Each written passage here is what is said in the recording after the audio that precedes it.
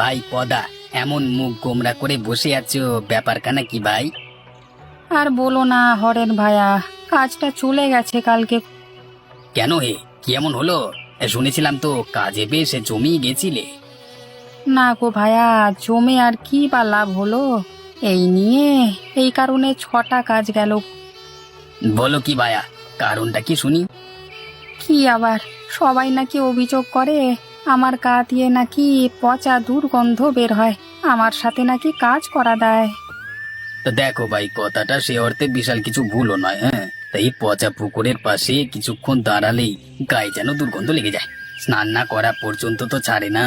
আমাদের তো এইখান দিয়ে যেদিন যেদিন যেতে হয়, সেদিন বাড়ি গিয়ে ভালো করে এবার সাবান দিয়ে স্নান করতে হয় গো, না হলে বউ ঘরে ঢুকতেই দেবে না।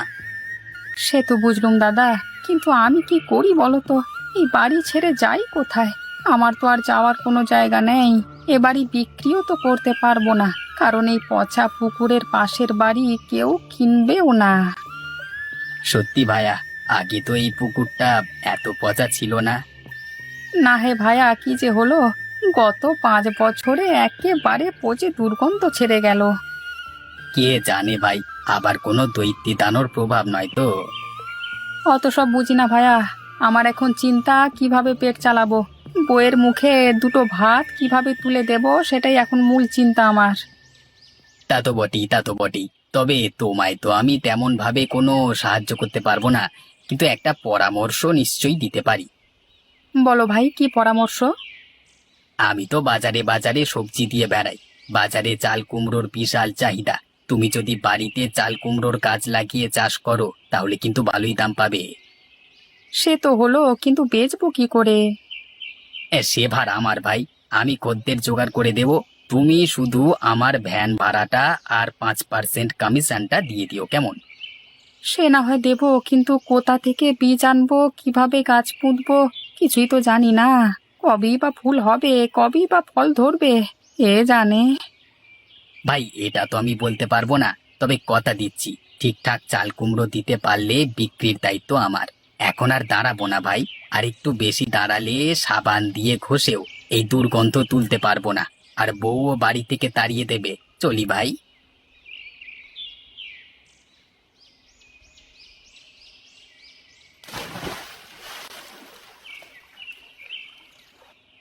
কি হলো, এমন কাঁদো কাঁদো মুখ কেন বাচ্চুর? বাবা, আমাদের পুকুরটা এত নোংরা করে রাখে কেন? আমরা কেন থাকি এত আবর্জনায়? বাবা রে, কেউ কি সাধ করে নোংরায় থাকে? ওসব জানি না। আমাদের অসুবিধে না হলেও আমাদের এই নোংরা বাসস্থানের জন্য পদার খুব কষ্ট হয়। এটা ঠিক করবার কি কোনো উপায় নেই? সে আমরা সামলে নিচ্ছি। কি হলো? তাও যে বাবুর মুখে হাসি আসে না। পদা চাল কুমড়ো চাষ করে বাজারে বিক্রি করতে চায়, কারণ ওর কাজ চলে গেছে। তা করুক না, কে বাধা দিচ্ছে তাতে? কিন্তু তার জন্য তো পদাকে বীজ পুঁতে গাছ বানাতে হবে, তারপর তাতে চাল কুমড়ো হবে। তাতে তো অনেক সময় লাগবে। তা তো লাগবেই। তাহলে তো চাল কুমড়ো হতে অনেক দেরি হবে, আর ততদিন তো ওকে না খেয়েই মরতে হবে। আচ্ছা বুঝেছি, দেখছি কিছু করা যায় নাকি। এবার তো হাস বাপ।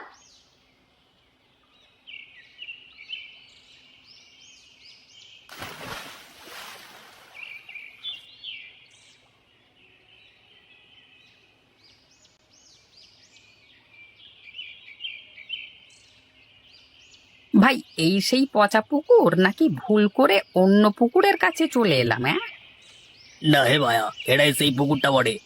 মনে হয় পলা পরিষ্কার করেছে, বুঝলে? ভালো করেছে, কিন্তু আমাদের তাতে কি? আমরা তো ময়লা ফেলতে এসেছি, আর ময়লা ফেলেই যাব।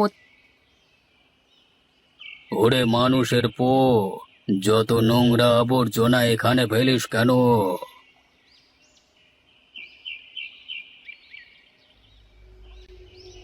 বাবা, ময়লা তো আর বাড়িতে রাখতে পারি না, তা কোথায় ফেলবো? বাড়িতে রাখতে পারিস না তো গ্রামের নির্দিষ্ট ভিটে বা আস্তা কুড়ে ফেলবি। পুকুরটাকে দূষিত করছিস কেন? প্রকৃতিকে নিজেরাই দূষিত করবি, আবার নিজেরাই তার জন্য কষ্ট ভোগ করলে প্রকৃতি কি কাল মন্দ করবি? মন্দবাজি পেয়েছিস নয়? শোন শয়তানের পো, যদি এর পরও এই পুকুর বা কোনো নদী বা আশেপাশের পরিবেশ নোংরা করেছিস আর ময়লা ফেলবার জায়গায় ময়লা না ফেলে যেদিকে খুশি ময়লা আবর্জনা ফেলেছিস, তবে আমি রাত্রে এসে ঘুমের মধ্যে তোদের ঘরটা মটকে দেব। এবার খুব ভুল হয়ে গেছে, খুব ভুল হয়ে গেছে হুজুর, বাবা মহারাজ, আর এমন ভুল হবে না। এবারে মতো ছেড়ে দিন, আর কখনো পরিবেশ দূষিত করবো না। এবারে মা বাবা দিব্যি করে বলছি, এবারে মতো ছেড়ে দিন। না না, তা বললে শুনছি না। একজনকে ঘাড় মুটকে মারবো আর একজন গিয়ে সবাইকে ঘটনা বলবে, তবে না তোদের মনে আতঙ্ক তৈরি হবে। না হলে তোরা কারুর পরোয়া করিস না। প্রভু, এমন করলে কি হয়? বলছি তো আর কোনোদিন এমন করবো না ওরা। বাবরে, সত্যি বলছি প্রভু, আর হবে না, আর হবে না কোনোদিন এরকম। যা তবে পালা, এবারের মতো ছেড়ে দিলাম। আর গ্রামে গ্রামে এই খবরটা ছড়িয়ে দে, আর সবাইকে সতর্ক করবি। তোরা যদি কেউ এর ব্যতিক্রম করিস, তবে রাতে তোদের সাথে তোদের ঘাড়ও ভাঙবো।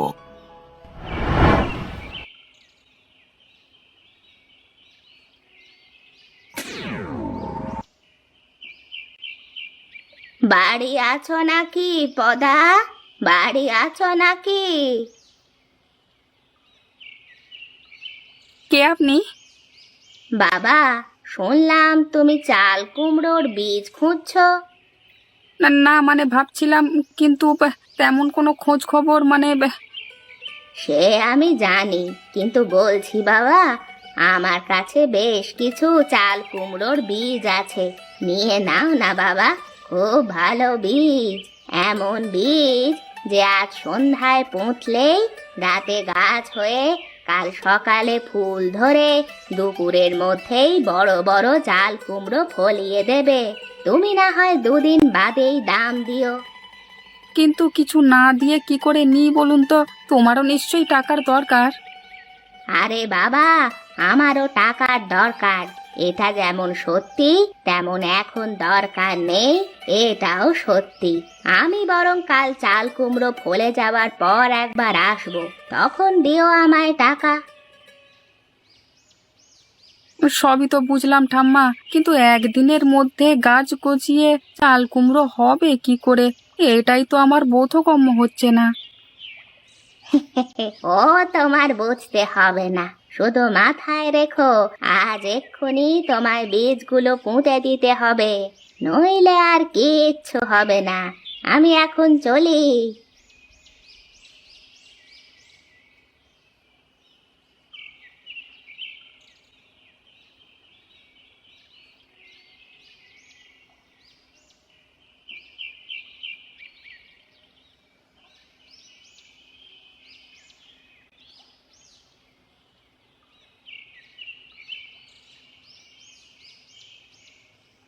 ব্যাপার কি বলো তো? তাই ভাবছি, দুপুরের পর থেকে নাকে কোনো পচা গন্ধ আসছে না কেন? বোধহয় পঞ্চায়েত থেকে পরিষ্কার করা হয়েছে। হতে পারে। এখন যা পরিষ্কার হয়েছে, আমরা এই পুকুরের জলও খেতে পারি। চলো গিয়ে কলসি এনে কিছুটা জল ভরে নিই।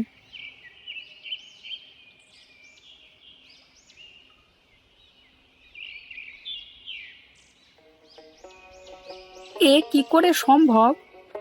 দেখো, অত ভেবে লাভ নেই, চলো আমরা কিছু চাল কুমড়ো কেটে এখানেই বাড়ির দাওয়াতে বিক্রি করতে শুরু করি, আর তুমি হারানকে ডেকে বাকি চাল কুমড়ো বেচে দাও।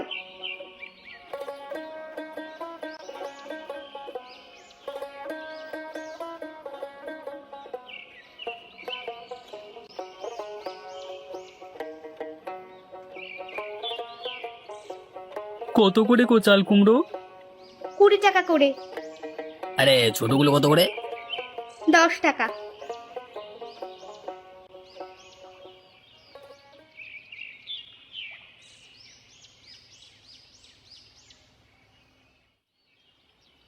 আরে এই চাল কুমড়ো তুমি কোথায় পেলে? কোথায় আবার পাবো? এই যে এই গাছই হয়েছে। কিন্তু কালকেও তো ছিল না এখানে। আরে ভাই, গাছ ছিল কি ছিল না সে নিয়ে তোমার অত মাথা ব্যথা কেন? তুমি কিনবে কিনা বলো। না না, কিনবো কিনবো। কত দেবো বলুন? তুমি না হয় 10 করেই দিও। আমি 8 করে দেবো। তাই দাও।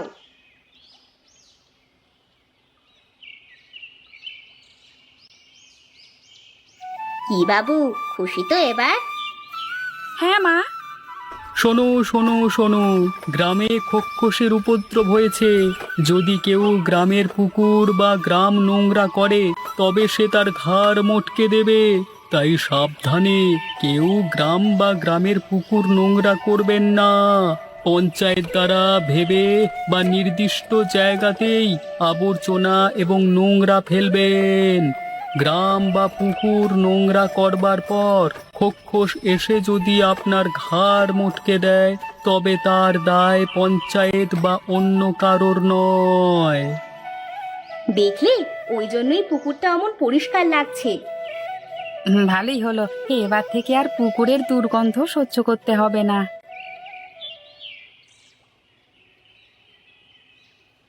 এ কি সত্যি? সত্যি বলে সত্যি। চলো, চাল কুমড়োগুলো পেরে আবার দোকানটা বসাই। হ্যাঁ চলো, তাই করি।